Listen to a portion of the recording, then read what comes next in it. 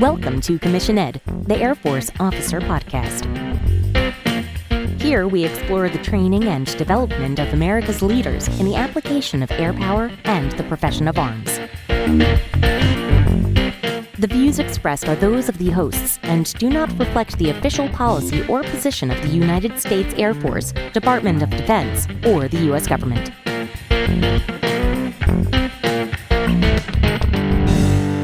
Welcome back to another episode of Commission Ed, the Air Force Officer Podcast. I am Colin Slade.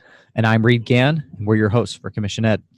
So last week, Reed, we did the first part of the Capt CJ Carlisle interview that focused primarily on his prior enlisted experience as a security forces airman.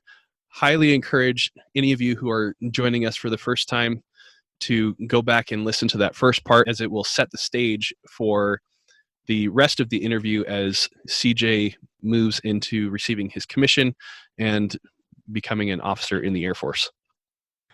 Oh, yeah. If you haven't listened to it, please, you owe it to yourself. CJ seems like a great guy. Great episode. I really enjoyed it. So with that, once again, Capt CJ Carlisle. Let's go back a little bit and let's get into some detail about your officer experience. Your explanation of your enlisted experience is awesome, but obviously this is the Air Force Officer Podcast, and so we got to talk some officer stuff. So first up, you mentioned that you were selected into space operations, and you love it, that you're excited about being in operations, but talk to us. So what is space operations? What is the 13 Sierra career field? Okay, so, 13 Sierra career field and space operations, and there's a couple different new shred outs now that you can look up on the officer classification directory, as far as like orbital warfare and some other ones that I can't rename off the top of my head just because they're all so new. But basically, that community, as far as ops goes, we have a couple different missions. Obviously, we have a ton of satellites. The Air Force and Air Force Space Command, we're one of the major command when it comes to command and control C2 elements for space assets for DoD. And the Army does some things, obviously, and every branch who uses these assets have operators who do that. But ultimately, we are responsible for the entire, we call them weapon systems or birds or satellites, if you will. And broad explanation is you are checking the health of these satellites.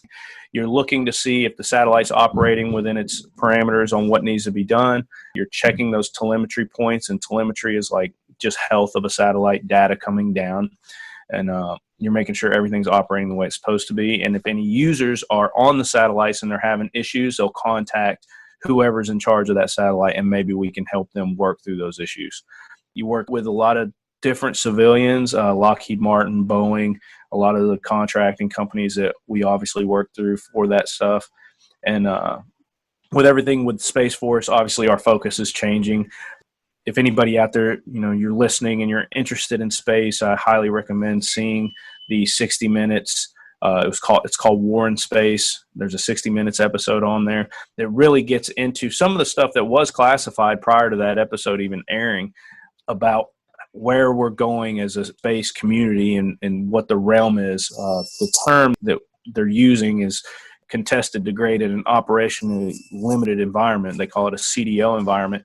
And because obviously when you're up there and you have a satellite in space and something goes wrong with it, who's going to fix it? If it's a part that needs to be replaced, nobody's going to be able to do it because it's in space. So, they're trying to work those things. And so obviously other cool missions that go with that, right? Flying the X-37 Bravo and things like that. So awesome. So you kind of got into it a little bit, but let's flesh this out. Why does the 13 Sierra Space Operations Officer career field exist? Well, 80% of our career field is all STEM majors. So you need these engineers and these officers to be able to really think outside the box when it comes to troubleshooting satellites. Because like I said, if something goes wrong with a satellite and something breaks, we're the ones that are responsible for trying to figure out a way to fix it or bypass what's going on, and we can bypass a part via commands.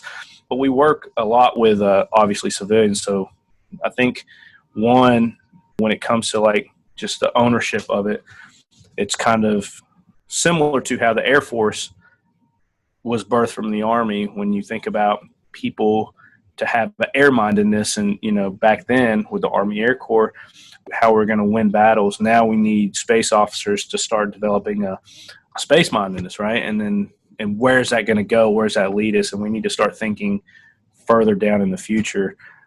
And I think ultimately while we're there, obviously, is there's a lot of talent in Air Force when it comes to technology and trying to use that technology to give us that edge that we need to stay superior in all aspects, right? Aerospace, cyberspace, and all that. People say those things. It sounds cheesy when everybody's screaming it, but it's the absolute truth, right? And ultimately, that's what I think why we're space officers. Is that kind of what you're looking for? Yeah, I mean, you touch on it exactly. That, like you said, it sounds cheesy. Fighting, winning in airspace and cyberspace. Turns out that it's not just a cheesy catchphrase, but that's like the official directed mission of the Air Force from AFI 1-1. And your career field, the 13th Sierra Space Operations Officer, is responsible for that space piece of it. Yeah, and I think previously, right, when people take that realm of what the Air Force is in charge of, a lot of people take it for granted. I mean, everybody who uses their GPS on their phones, all that data comes from our GPS constellations that the Air Force makes sure is always up and running. And up until that point, there was really no reason for us to even think anything bad could happen. But if you look at some of the recent events in the past 6 years with different countries showing their capabilities of being able to shoot a satellite out of its orbit and completely annihilate it with a missile from the ground, that speaks volumes to where our adversaries are trying to be. And it also speaks volumes to us on how our thinking needs to start shifting on what are we going to be doing, right? And I think that culture is something that was really important to General Hyten, General Raymond, and all of them. And that's why the push so hard for the Space Force to be its own thing really came about, because we need to start shifting our focus and our mission solely for that, to try and change what everybody else's perception of what we do in space is changing. Even if people don't realize it, the fight is getting out there, and we need to stay ahead of the game if we want to still continue to be the greatest country and the greatest military on the planet. Yeah, absolutely. So you kind of mentioned this a little bit as well, that a lot of the space operations officers have some sort of STEM degree. So can you speak to why someone who is interested in becoming a space operations officer would need a STEM degree? How do they go about getting this career field? Is it highly competitive? What's that process like? I mean, it's highly competitive in the sense that, yeah, you need a STEM degree. If you really want to have a chance of getting selected for a space operations billet, a 13th Sierra billet, you really need to get that STEM degree. And other career fields might not go as in depth, but I can't really speak to that because I haven't worked other career fields. But what I can speak to is when I went to space operations, we were looking at diagrams of satellite parts and how these components worked with each other. And I didn't have an engineering background. My STEM degree was aeronautical. So I never really looked at engineering schematics or anything of that nature. So a lot of that stuff just looked like a foreign language to me. I really had to get tight with some of my peers and say, hey, man, walk me through this. How's this component work? And you're really looking at the blueprint of that stuff and really need to have some type of education to be able to read those things. So that's one of the reasons why. Plus needing to understand the physics of orbits. Exactly. Like mathematics, orbital mechanics, and how we develop maneuvers and things like that. There is a lot of math involved. And yes, the formulas are usually typed up and done by other engineers from other officers in the career field, and they can work that math for you, and you just kind of plug and chug sometimes. But ultimately, you still need to be able to know what you're looking at to make sure that, hey, is this right? Instead of just hoping that somebody else did their job, right? And I tell you what, the airmen in this career field on the space side of the house, they will blow you away. If you become a 13 Sierra, and you come in and obviously you have a higher education of engineering and stuff, but how smart that the airmen you get to work with is amazing. I love that part. Yeah, you're talking about the satellite operators. Oh, yeah. Yeah, ground system operators, because sometimes they'll work directly with like a tracking station or something, and they'll shoot all the ground nodes and everything that works with the system, like the computer and what the computer's hooked up to, and troubleshoot those. But they're actually getting a lot more involved with the vehicles as well, just because they are so intelligent and they're not inside this box of education. So their thinking is so outside of it when they're trying to troubleshoot things. It's amazing. And like you said, this is a commission ed, but they blow me away. Hey, part of being a space operations officer is knowing what your people do, and so that you can lead them, so you can better execute the mission by knowing what it is that they are actually doing. So knowing who your airmen are is still part of the commission ed piece of it. Yeah, it's awesome to see. Cool. So who is the customer for what you do? Is it me and my iPhone and the GPS capability that's on there, or? Not exactly. So, I don't know a lot about GPS because I was a MilSatcom guy, but what I do know about GPS is that data is provided to other companies completely free of charge, and those companies use that. So, yes, if we want to stretch it, then yes, you are the customer if you're using the data, right? But we provide that data to the companies who have the software that take that data, take all those ones and zeros that comes down and put it on their maps and do all that. So they're our customers, and then you guys are like a third-party customer. Military satellite communications is a little different, right? All that is encrypted satellite comms, so no civilians are really using that. Most of that is like ground users like the Army, Navy, all the teams that we have on the ground or in the air. Our pilots use it. President of the United States, when he needs a secure line, he uses those satellites. So things like that. So is it primarily a communications function then? Yeah, for MilSatcom, yeah. Primarily it's just strictly encrypted satellite communications. Okay, so really going back to why your AFSC exists is that you're providing a special avenue for communication between warfighters, their higher headquarters, enabling them to project fires downrange, right? Correct. It's used in a couple other ways as well. So, but that gets into the classified stuff. Yeah, it's a great career field. So that's one thing for our audience to know is anytime you start talking about satellite capabilities and things that the Air Force is, or that now the Space Force, is able to do, is that everything gets highly classified very, very quickly.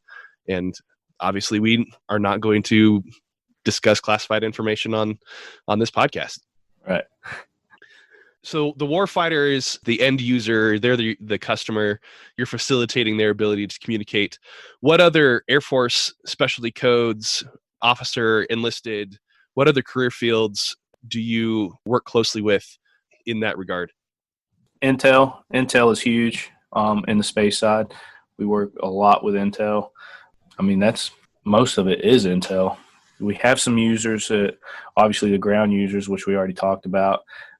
The Army has users that operate the payload on some of the satellites that we use. Obviously, we work with pilots and all of that, right? But most of that is worked through some we call patchware, who's kind of like that liaison in between the space community and whatever customer that they need and what assets, and they advise them on what assets are available and how to utilize those assets and things like that. But me coming from, very limited space experience in my 2 years in military satellite communications squadrons, I really only worked with directly Intel, right? And then obviously our customers who were the ground users and whoever else needed satellite communication. Do you ever work with the space launch folks? Oh, yeah. Yep. So 13 Sierras do. If you're assigned to like a range operations squadron, you'll have an opportunity to work with companies like SpaceX or NASA or ULA. I personally haven't had those opportunities. I do know some people who have worked range ops, but yeah, you get a lot of opportunities working with those civilian companies. Is that usually like a way for you to like build a network and possibly line up a job for post military career? Is that pretty normal? Oh yeah, I'd say that's pretty common. I've seen multiple, not only officers, but enlisted airmen fulfill their contract with the Air Force or their service commitment and transition to one of these agencies and do really well for themselves. I think Space Force will probably have a retention issue when it comes to that because of all the companies that they get to work with and all the opportunities, because they're going to say, oh man, I really like what this guy does. He's absolutely crushing it. You know, this girl, she's the best operator I've ever seen. How would you like a job? You know, it's all going to be job offers just out of control. My buddy, one of my really close friends, Palace chased, and now he's made himself pretty much indisposable in this position because he's developed certain things. He's like a math genius. So, and now he gets paid a lot of money as a contractor. Right. I imagine that the same is true or similar with NASA. You'll partner with NASA pretty closely, and that can line up with either actually being detailed to NASA or finding a job within. Yeah, I'm sure it probably is there. The only reason I say this is because I've never worked with or seen NASA, because working at Schriever, it's not really where NASA is. Most of the companies that we work with at Schriever are like Boeing and Lockheed Martin. But I know that the launch sites, like down in Florida, the Cape Canaveral, and then Vandenberg Air Force Base, that's where everybody pretty much launches their missiles. So they probably get a lot more hands-on, and those opportunities, I'm sure they're just like, but NASA will put out emails as well into the space community every now and again, and they'll say, hey, we're looking for some positions opening up, could be astronaut or whatever, and they'll send it out and they'll give you what they're looking for on qualifiers, on what type of qualifications you need to have, and then people will submit packages and see what happens. And that's probably going to become even more common as the Space Force continues to grow. You mentioned earlier that they're potentially looking for volunteers to come into the Space Force, and they may get similar opportunities like the 13th Sierra to work with these different space-related companies or with NASA directly. So, yeah, it sounds like there's some really great opportunities coming up with the Space Force.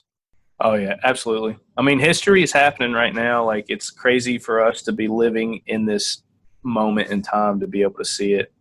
I tell all my buddies that I commissioned with, you know, the ones that are non-prior, some of my best friends, and I'm like, man, I'm envious of your youth and how much you're going to get to see and do across your Air Force career. It's really exciting. And I try and stress that to the cadets too.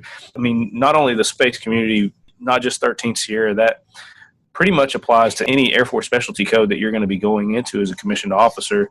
You need to be thinking, like, if that is something that you're interested in, they're probably going to need that, right? So those opportunities are going to be there, and everybody's going to be part of that history that's going on.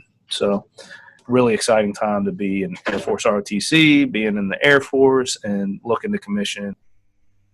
Yeah, so let's talk about that. This is something I've been wanting to ask you. Knowing your background, you came up through the enlisted ranks, security forces. You've moved into now the Space Force as an officer, but also for the last 3 years, you've been working in Air Force ROTC, developing cadets. So here's my question for you, CJ. Okay. How do we develop, prepare, train space officers, specifically with regards to their warrior ethos, when you know that the type of war fighting that they're going to be involved in, they don't get the benefit of seeing their enemy directly. In fact, they're not even going to be in the battle space. So how do we develop that type of war fighting mentality within those officers? Well, great question. And I think the Air Force is actually already looking at that. One of my mentors, he was recently part of the developmental team, and he just recently had a trip to Maxwell Air Force Base, kind of proposing all these avenues where we need to start inserting that space curriculum, right? I think AFROTC, the Academy, and OTS, all these commissioning sources are going to start, and probably in the enlisted schools as well, that are going to be working in those realms. A lot of that curriculum is kind of in the works right now to try and start to put that into what we're trying to do. Because like you said, we need to establish a mindset. People need to be cognizantly thinking about how their mission is affected by this or that, or what happens, asking those questions. Well, if this happens, what should I be doing? What is available to me? What assets do I have? How do those assets impact the user? How does that impact our mission? Is there a workaround to complete those missions? And I think the Air Force is already looking into implementing the new curriculum for that to try and change it. And we're going to have to see how it goes from there, right? But that's where we start. It all starts kind of at the educational level and the entry level of what we do things to try and develop those mindsets. The reason I asked the question is historically, the way that we've developed warrior ethos is we put a trainee or a cadet through some sort of like field type experience. We teach them marching. We teach them field leadership and different types of skill sets, things that are generally applicable in the type of battle space that they might find themselves in.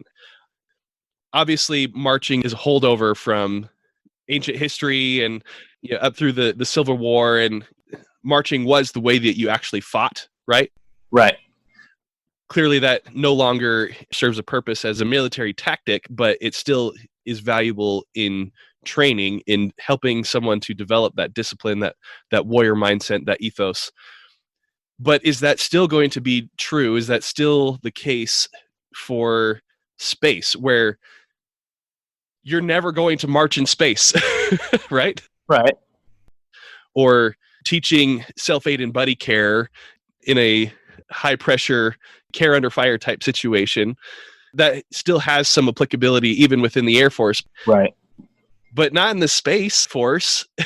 So you see where I'm going with this, is that how do you teach someone who's never going to actually be in combat, their physical body in combat, how do you teach that warrior ethos? Oh, man, that's a tough question, right? And like you said, you put these cadets in those situations and you're trying to show them and instill that warrior ethos. I think some of that would still apply, even though they might not ever be there, to try and just have to gain an understanding on what the customer is going to be going through, right? And how important the mission is to achieving what they're doing, right? Because when you're talking about the self-aid buddy care and what they're doing in the field training exercises and everything like that and all that stuff that still applies, right? They need to have a general understanding on what's going on and how that mission relates to what they're doing, how what they're trying to achieve and the tools that they're trying to give the users to use to get that, right? Because if we start dissecting those moments in military operations and urban terrain exercises and everything like that, we got these guys calling in non-lines, right? Those non-lines are getting called in on communications. Those communications are linked to satellites.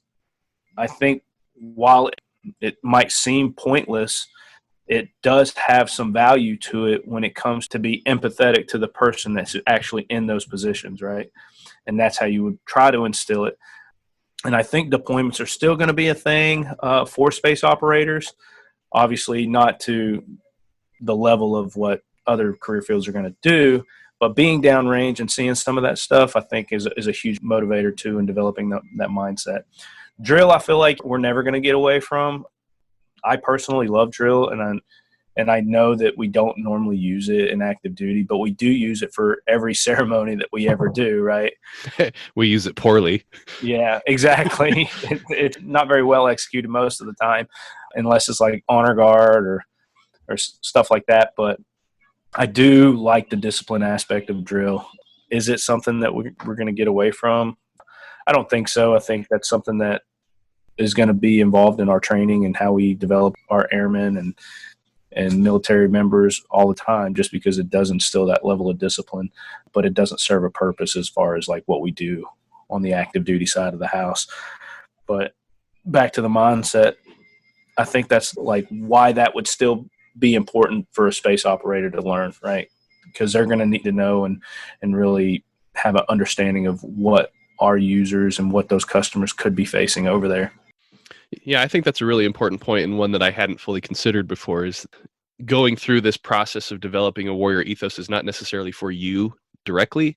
I mean, it may be for some different positions, but it's ultimately important that you develop the empathy, or maybe if not empathy, at least an appreciation Right. for what that end user, that infantry soldier is going through, as they're the ones that stay on the ground but do all of their communications through the satellites that you're providing.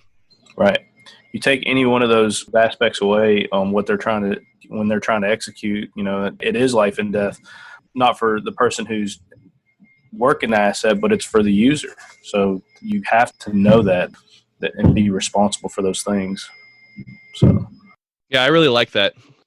I'm very interested to see, with the Space Force coming online and officers and enlisted being directly assessed into the Space Force.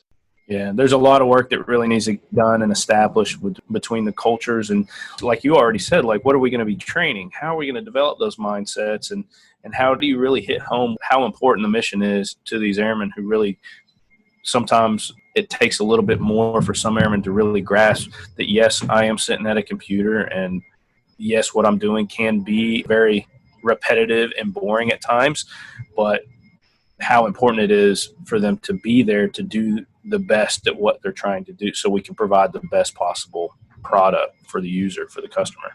Yeah, I'm really interested to see how that all develops over the next 5, 10, 50 years of the growth of the Space Force. Yeah, definitely a lot of work that needs to be getting done. I know there's a ton of chatter on it. The space community really wants to just establish a good culture up front, and they're really looking at a lot of different avenues, and I think that's really important. And even though I laugh about, I saw like, what song are we going to have? I'm like, oh man, we got some bigger fish to fry. But if somebody wants to take that on, more power to them. And there is a lot of work to get done, and I'm excited to see it as well. I'm really interested in what direction we're going to try and go for that, and continue to watch it once I reach retirement. Well, there's a quote out there. Maybe you've heard it before, and I can't remember exactly who said it, but it goes something like this: culture eats strategy for lunch. You got to have the culture in place in order to have strategy actually be able to form and function properly. Because if the culture's not right, you've been in units or worked with people where the culture, the social, the brain piece of it, the human element was not right. Right. And that got in the way of the operation, that got in the way of the success of the mission, right? And so I understand what you're saying, that it seems like there are some other more important things that have to get taken care of, but establishing a culture that's specific and right for the Space Force, I think, is absolutely correct. I'm also speaking as an academic, as someone who is pursuing a PhD in a very cultural type field. Right. Yeah, no, absolutely. So what I want to know now is, we touched on your career field, but I want to know how you have developed as an officer, irrespective of your career field. What was your training like? You talked a little bit about OTS. You're an instructor in Air Force ROTC, but just in general, what has been your approach to develop as an Air Force officer / what has been your approach for developing other potential officers in your cadets? Okay. So the transition over from NCO to officer was completely different, right? And I knew coming from that side of the house that I really wanted to get to know my airmen first. And then also, like we tell every second lieutenant, right, you find those squared away NCOs and you absorb that like a sponge. And that was one of the first things I really did. Because even though I had all this experience as a 13-year security forces, I didn't know jack about space. I didn't know jack about space operations. I didn't know nothing about the culture. I didn't know how the airmen worked. I don't really know what the responsibilities were. So when it came to that aspect, like, I really still needed that mentorship, that guidance from my enlisted guys. And I knew that. So, and that was just a benefit of me coming from that side. I knew I wasn't going to take them for granted. So I found a really squared away NCO, kind of just latched on to him, and talked to him and learned what their responsibilities were, what they do, and how that work schedule is impacting on their personal life. And And then now that generates my thought process on, okay, how can I make that better while we're here, and what can I do, and developing that. And then for leadership things, I'm one of those guys that, like, I get it, like master's degrees are super important in education, but for me on that side, I didn't feel like it was going to help me be a better leader, right? So I started reading more books. I've been a terrible book reader my entire my whole life. Like, if it wasn't on TV or if it wasn't in a movie, I really didn't want anything to do with it. Or in your verbal packet, right? Right, or in that verbal packet, right? I hated reading. I've always kind of been more of a slow reader. Math has always been something I enjoyed more. But now as an officer, I'm trying to read more books.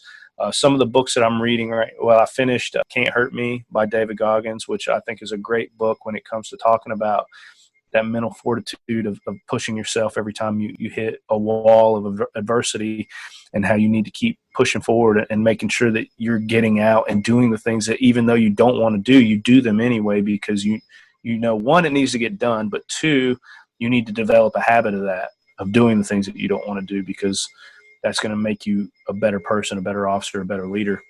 And that book kind of helped me with that. Actually reading a book right now by Grant Cardone. I'm about halfway through. It's called Sell or Be Sold.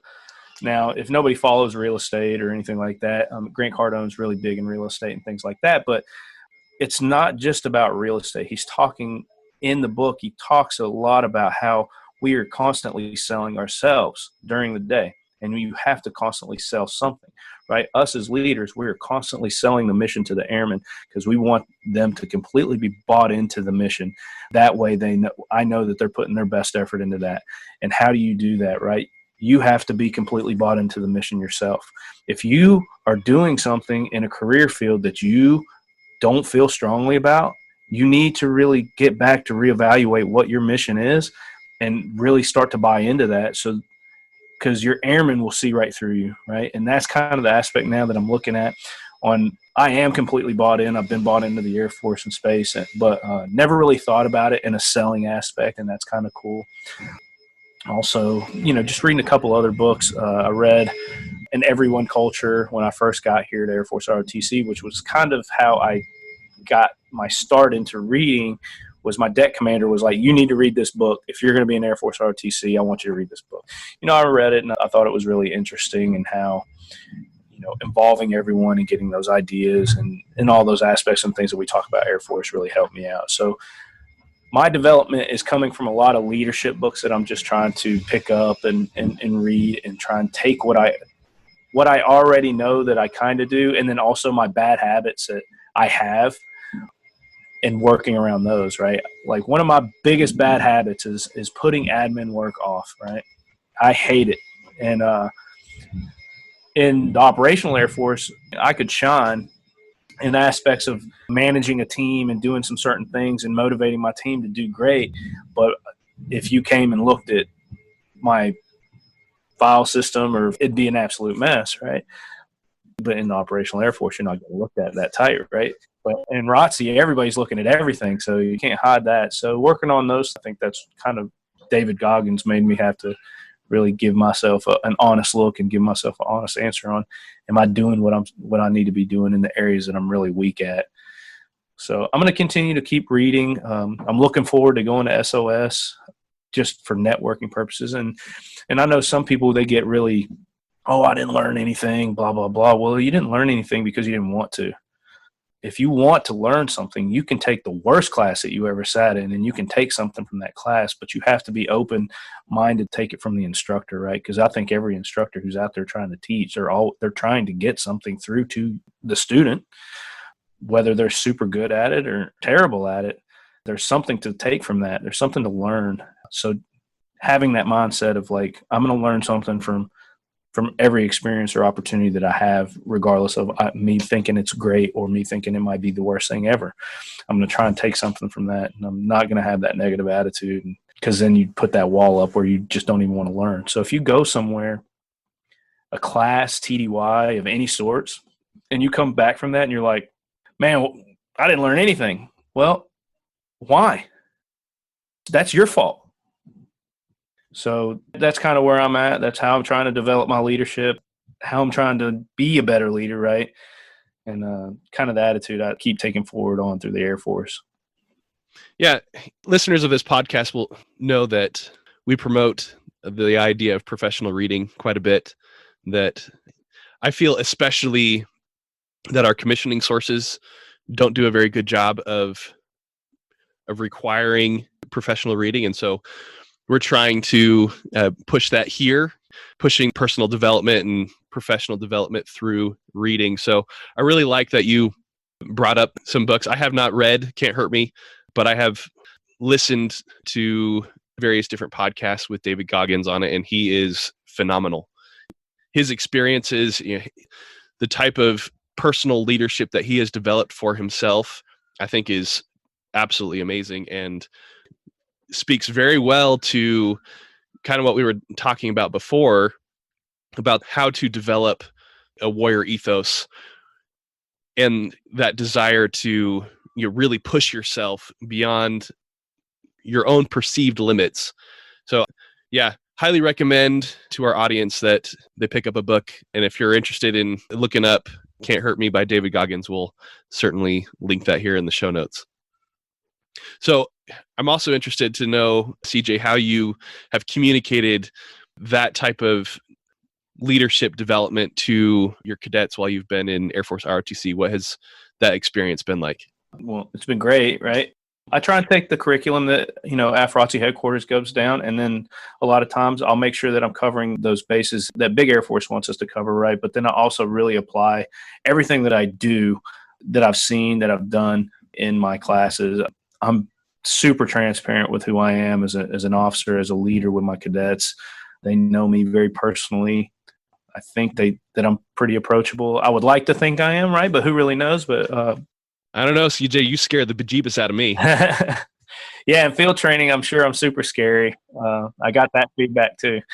But at the det, it's a different animal, and my cadets come see me when they need something, and I'll take that as a good sign.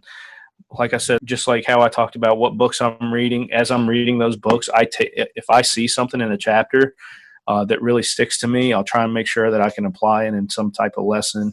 I talk about it, talk to how it applies to what we do as leaders and how we need to be, whatever the material is covering, and how that transfers over to what you're doing active duty, actively as a leader, plus all the experiences that I have when I talk about just core values in general too. Just for an example, right? We talk about integrity being that base foundation for core values for everybody. And I tell my cadets, integrity, yes, it means doing the right thing when nobody's looking. It means also standing by what you believe in if you believe it to be right. Things aren't always black and white. There's a lot of gray in there. And there's a lot of times as a leader, you need to figure out what you're doing when it comes to taking care of your airmen. And is your airman messing up? And then how do you handle that? One, you got to take care of your airmen. You got to be doing the right things. But some people might want to go completely left field and take a strike from this airman when maybe you feel like he doesn't deserve it. And that integrity will fall in that line of you saying, well, no, I don't feel that way. This is how it needs to do, and you need to stand up for what's right. Telling them that you're not always saying, okay, I'm going to hammer this guy or whatever. And that's just a small example on how I touch on certain things and from real world. And then I'll give them an example on where I was in a position of whatever we're talking about, how that worked out real world for me. And maybe sometimes I totally screwed the pooch on it. I probably done it different, right? I had an airman who consistently late, and I'm like, I don't like doing paperwork. I felt like paperwork was always, as an NCO, I never gave paperwork. I always took time. I took personal time. I would say, oh, okay, you want to be late? Okay, well, I'll see you Saturday for a couple hours, right? That always seemed to work for me. And then one time I really didn't have that opportunity. I just had a baby. I didn't have that kind of time to give up. So I just kept talking to him, telling him, don't be doing this, don't be doing that. Well, he consistently kept doing it, and he always had an excuse, right? And it's always an excuse. Well, I should have started documenting that early on. And those are things that I've learned and picked up as a leader, that you really start documenting that stuff too. Because then when I tried to give him paperwork, it was like, well, this is his first time being late. And I'm like, no, it's not. It's not. And they're like, well, you should have documented it, right? So things that you learn when you're in those experiences, I try to make sure that my guys kind of get that same viewpoint, and hopefully it sticks with them. Like, because sometimes I'll teach a lesson and that lesson goes into 400, and then my deck commander, Colonel Emery, will be like, man, they were terrible. And I was like, I taught them that. I swear I did. How did they brain dump it? But there I got to go back and think to myself, well, how did I make it stick? How did I make it stick? Because then I take it personal. I'm like, well, that's on me. Maybe I didn't do it right. No, I think that's a really important aspect that you're highlighting here, is that you can't like fire and forget. You got to follow up with them. You got to document the deviations from the behavior, and you got to take the onus on yourself to make sure that they are actually learning the thing that you're trying to teach them. I love that you would give up a Saturday to spend time with that airman, because they're not just noticing the punishment on their own schedule, but they're noticing that it's having an impact on somebody else. And you are taking full up ownership for the instruction and the correction of that airman. The same is true for the cadets when you teach them, that you're trying to reassess yourself and saying, hey, what role do I play in this? In not just delivering the information, but ensuring that they actually retain it and use it correctly. And that's really where I'm going with all of this, as a development of an officer. And if you are in a position of officer instruction or officer development for cadets at OTS or ROTC, or even at the academy, that you play a role in that. Your people are not just a deposit account at a bank where you just go drop in some information and it stays there until you pull it out again. It doesn't work that way. But you as the officer have a responsibility to work with them, not only to learn the information, but to demonstrate it, to retain it, to put it into practice in a correct way. It's ultimately your responsibility throughout that entire process. Yes, they have to take some ownership of it too, right? But always, when I have those instances where I'm thinking about what went wrong or what happened, my first question is, well, what did I do? The first question is always, well, was I doing everything? And I try to run through that. And I'll also ask whoever, my airmen, my cadets, what could I have done differently to help you? 9 times out of 10, they're like, oh, nothing, sir. You did everything. And I'm like, oh, yeah, you're full of crap.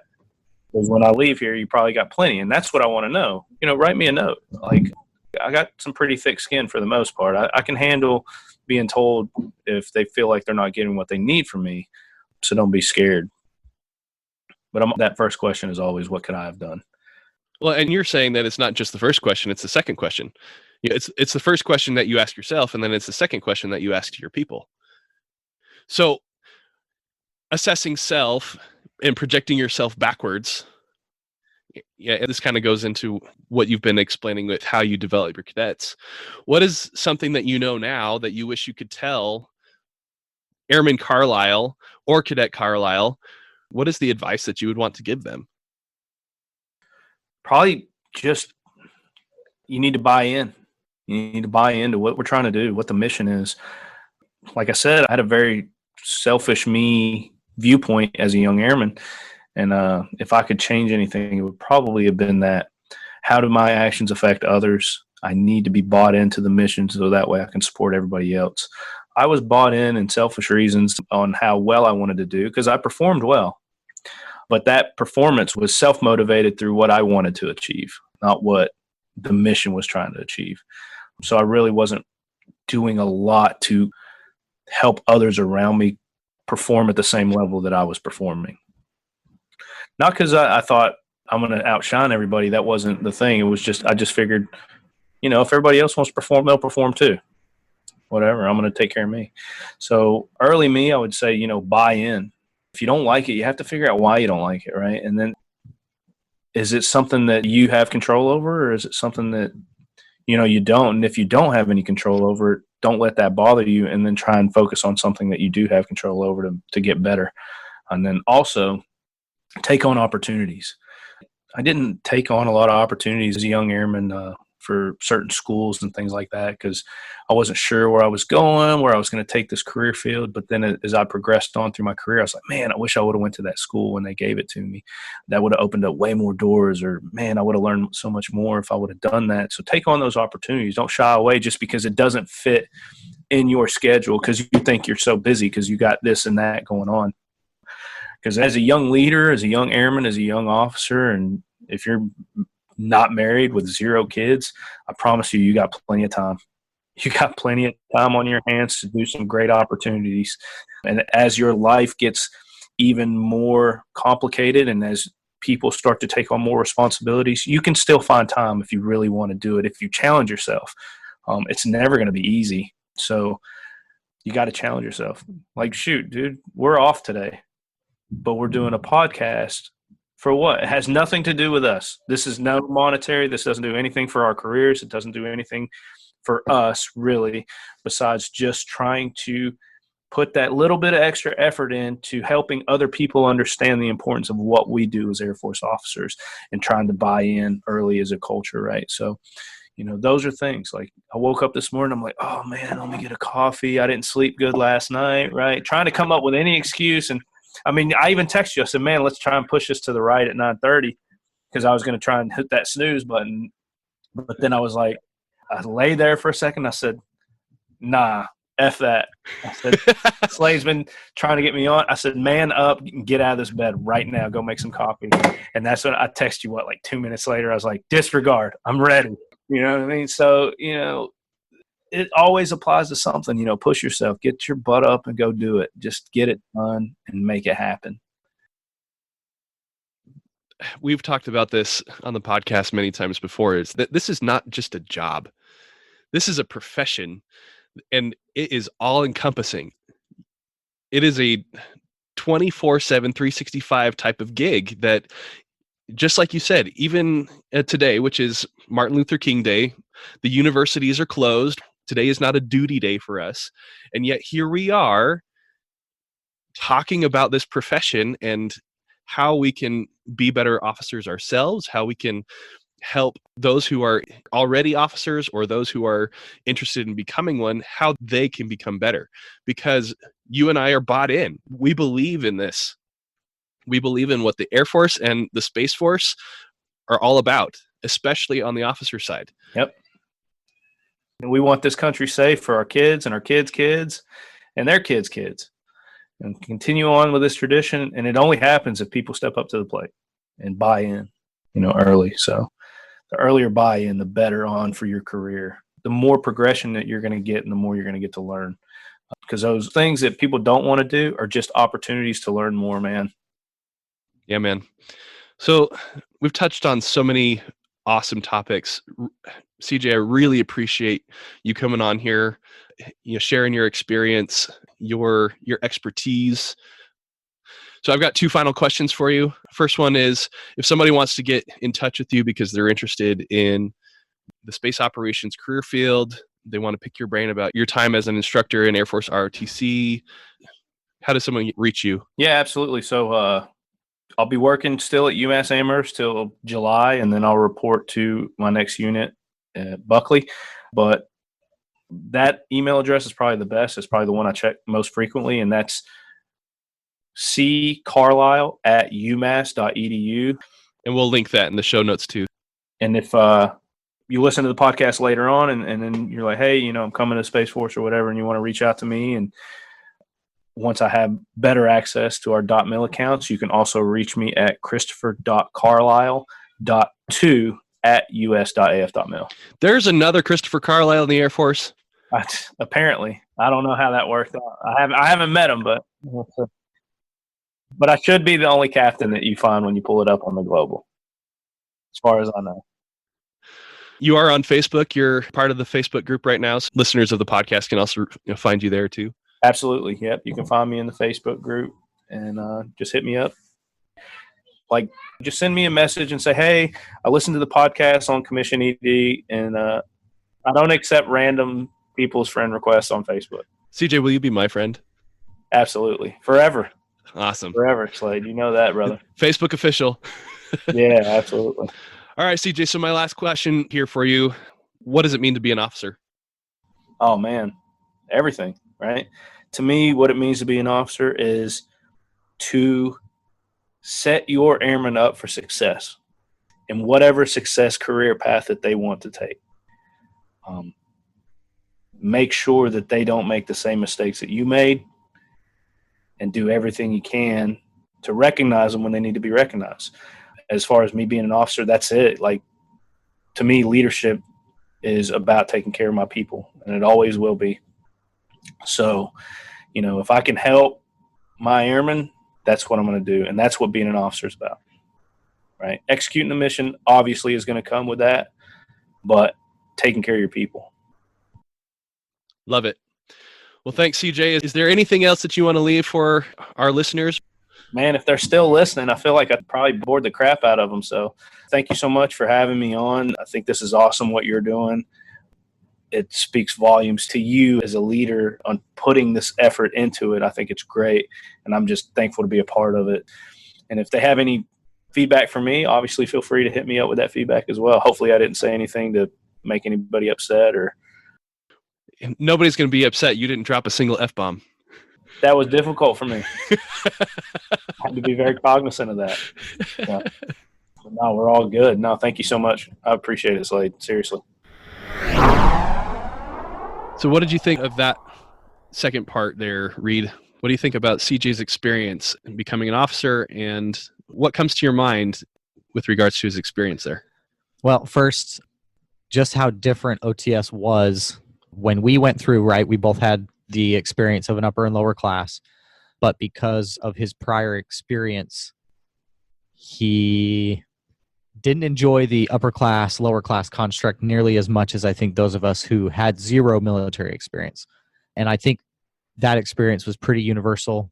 Colin, you and I have talked to a number of priors who went through that, and that seemed to be a huge distraction. And not only that, but it really detracted from the training.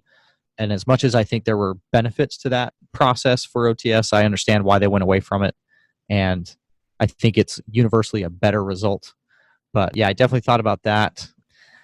Yeah, so I'm trying to picture here in my mind, not that this happened because you weren't in the same class, but I'm picturing in my mind, here is upper class OT Gann, who is now responsible for the training and development of lower class OT Carlisle, because you were actually responsible for lower class training, correct? Yep, that's correct. I'm picturing in my mind, I mean, you had no prior military experience, and here you are trying to tell this prior enlisted tech sergeant who, and security forces airman at that, to walk straight or breathe right or whatever.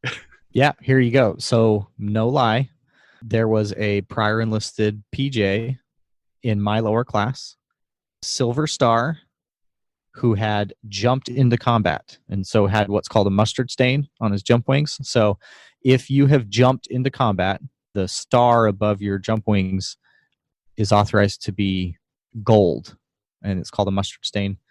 That's a pretty freaking big deal. We haven't done that a whole lot. He was also a mountain of a person.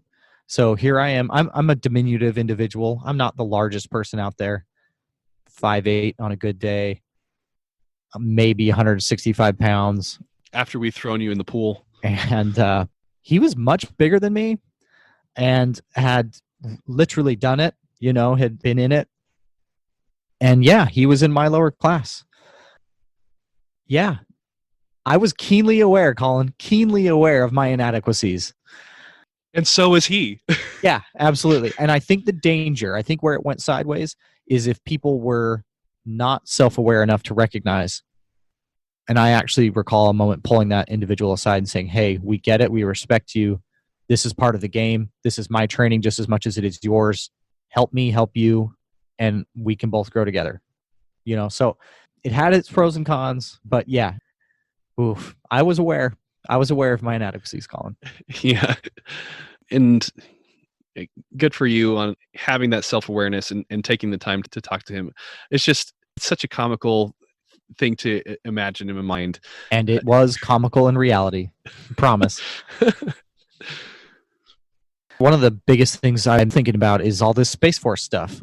man, there is so much going on right now. If you're paying attention on social media and Reddit, others, I mean, there are active polls right now that the Air Force is listening to determine what we're going to call these people. Spacemen, astronauts, sentinels, guardians. I mean, the list goes on. Who knows, right? We are literally in a moment of history right now. We're defining an entire new branch of the military, and we don't even know what we're going to call them. And he mentioned that he's not in the Space Force, right? He's still in ROTC. But when he goes back to the operational Air Force as a 13 Sierra Space Operations, he is going to be pulled over probably immediately or very soon thereafter to become a part of the Space Force. It's just exciting time. There's so much going on. I don't know. What are your overall thoughts on this Space Force stuff? Well, it's like what we're experiencing right now is exactly what happened after World War II, right? In 1947, the creation of the Air Force as it broke away from the Army, it was no longer the Army Air Forces, became its own separate branch. We are experiencing that exact same thing. It was at that time that the airmen that were in the Army Air Forces and the general officers that were taking the senior leadership reins of the development of this new force got to really sink their teeth into what do we want this branch to be? What do we want the culture to be like? What do we want? It's not just about the capability. It's about defining a way of life and a way of being for the people who enter that branch. Yeah, and I think that's the interesting, exciting, terrifying bit about this whole thing. They're talking about what their song's going to be. They're talking about what their uniform and rank structure and culture and all this stuff. And there is institutional inertia, and it's hard for us to break away from what we've known and what has worked for us and what has defined our service for more than 70 years. It's just interesting. And the only thing I can say really definitively about the Space Force is I don't know that it's for me. I definitely feel that I identify as an airman. When I think about problem sets, I think about them from that perspective. And maybe I'm limited in that way. Maybe those that have a bigger picture are those who probably should be moving over to the Space Force. At any rate, I think it's exciting. And I'm glad guys like CJ are going to be the ones to go in there and define it. What an opportunity. And, I can't think of a better guy to go in there and kind of set the culture from the beginning. Yeah. It's good that there are people like you who have what we call air-mindedness, just like it's critical for those who are in the Army to have, I don't know if they call it land-mindedness, but kind of that idea of they're focused on the land, you're focused on the air, the Navy is focused on the sea, the Marines are focused on being angry, and now we are going to have a separate force whose entire being is focused on how do we use this thing called space to ensure the safety of the American people and the achievement of our national security objectives. Now, you say that you identify more with the Air Force and that idea of air-mindedness. I actually identify more with the space guys. My original intention coming into the Air Force was I wanted to be a developmental engineer and go work with NASA and be a rocket scientist. That was my goal. And so I'm actually very interested at the possibility of transferring services. I don't know exactly how that would work out with my current AFSC as a civil engineer, but I'm eyeing opportunities for cross-training so that I can be part of the Space Force as it continues to develop into the future. No, that's awesome. And I know it's not for me, but if it's for you, go for it. I think that's fantastic. So, question, is the mission of the Air Force going to change? Or because the Space Force is a part of the Department of the Air Force, are we going to retain airspace and cyberspace? Well, see, the Department of the Air Force doesn't have a mission. Well, it does, but it's not defined like the Air Force mission is defined. Okay, so yeah, well, let's back up. Will the mission of the Air Force change? Will space be removed from that? I think it would have to. isn't the Space Force part of the Air Force? Or you know what I'm saying? I know it's semantics and we're kind of, talking past each other here, but this is all part of it, right? And then the next question I have, and this is obviously for people who make much more money than you and I, is cyber next? And if so, when? I was actually really surprised that space happened before cyber did. Yeah, actually, that was kind of what I was thinking is how can you, at this point, how can you keep cyber from being its own independent service? I don't think you can, because cyber is its own domain. It is not land, it is not air, it is not space, it is not water, it is not angry. It's in between all of those things. It's its own domain. And so I think that it can and should be its own independent service. And once they figured out how to do it with the Space Force, I think the Cyber Force, or whatever they choose to call it, is going to be quickly behind. Yeah. One of the things that's challenging, right, when we talk about separating the services and what their domains are, and we should probably explain that idea of domain to some of the audience who may not understand that. If you were to take a stab at a domain, Colin, what would be a good way to describe that? Yeah, well, I kind of already have alluded to it. A domain is a battle space or a location, geographical or otherwise, something that you can define wherein the use of force is applied. The Army does it in the 2D battle space of land, of earth, dirt underneath your feet. Got it. Yep. And the Navy, I think, is the next easiest one, right? That's defined as the sea and power coming from, out of, below the sea.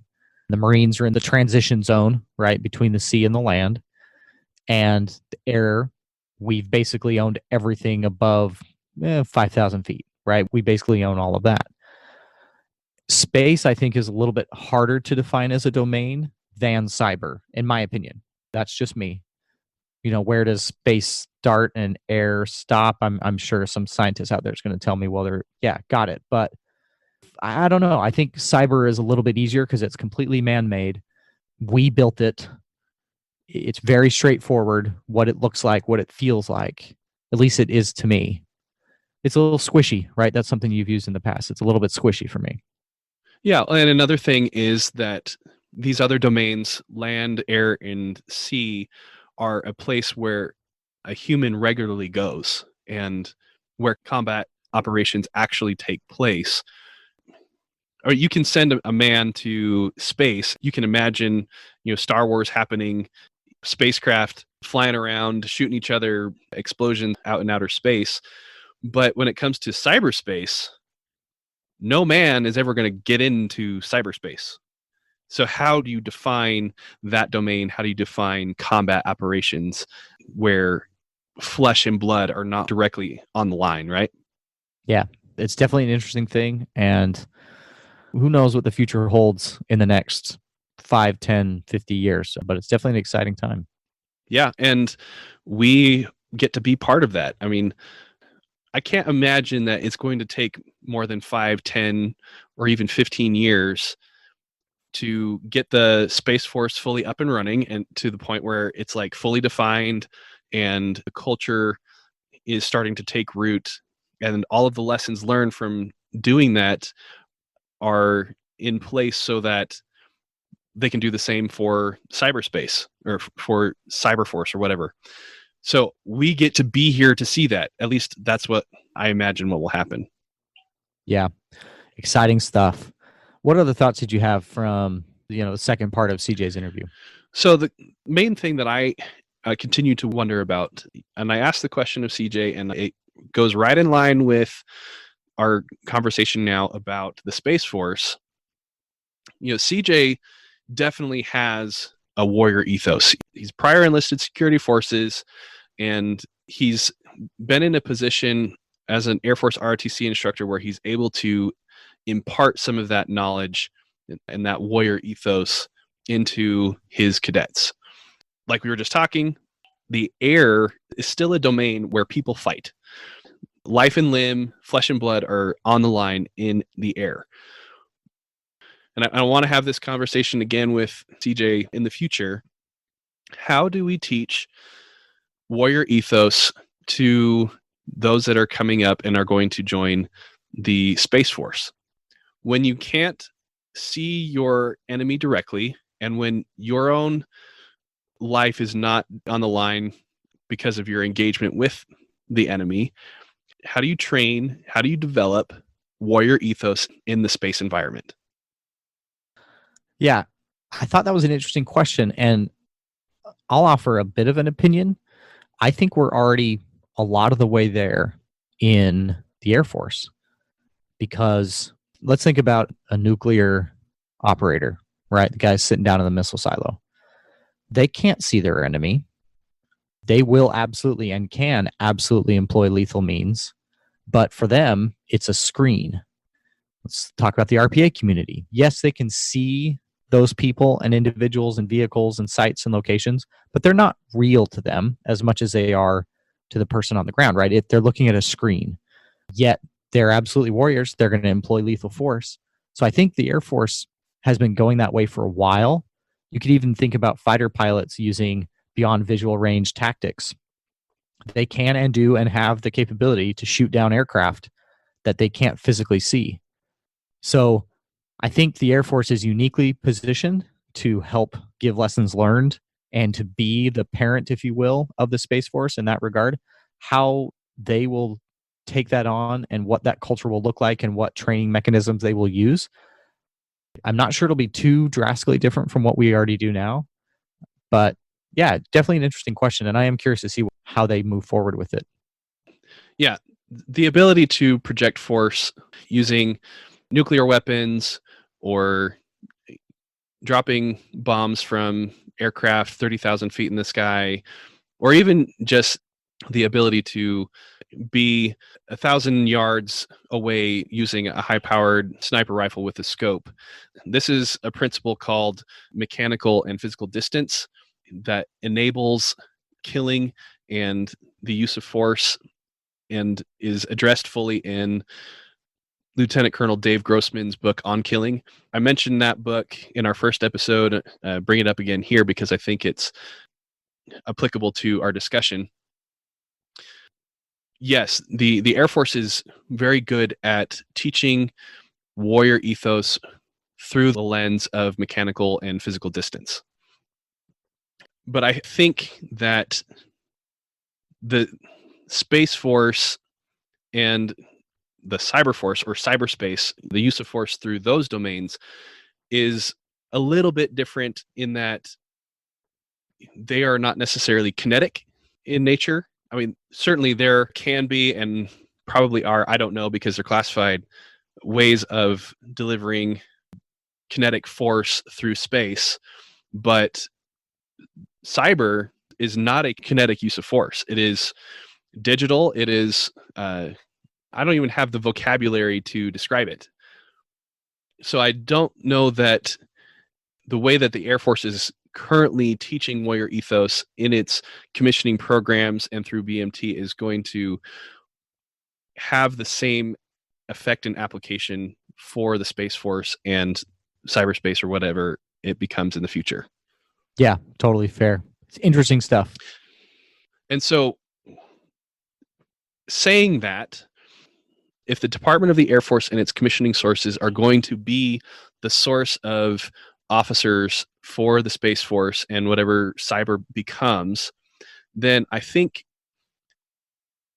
our commissioning sources, the Air Force Academy, ROTC, and OTS, will have to adapt and find a way to teach warrior ethos in such a way that is going to be effective for the Space Force and cyber. Yeah, I can get behind that. It is going to be interesting. I don't know what it's going to look like. Anything else, Colin, before we call this one a wrap? Want to once again say thanks to CJ for sharing his time and his experiences with us. Clearly, both you and I have learned quite a bit from what he said in his interview and the discussion that we've had here. We hope that the same is true for all of you, our audience.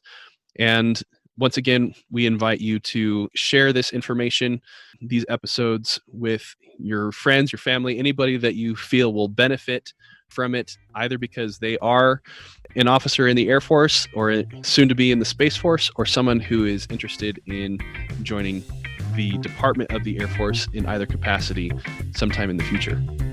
Yeah. Thank you for listening to this week's episode of Commission Ed. Thank you for listening to Commission Ed, the Air Force Officer Podcast. The views and opinions of the authors expressed herein do not state or reflect those of the U.S. government and shall not be used for advertising or product endorsement purposes.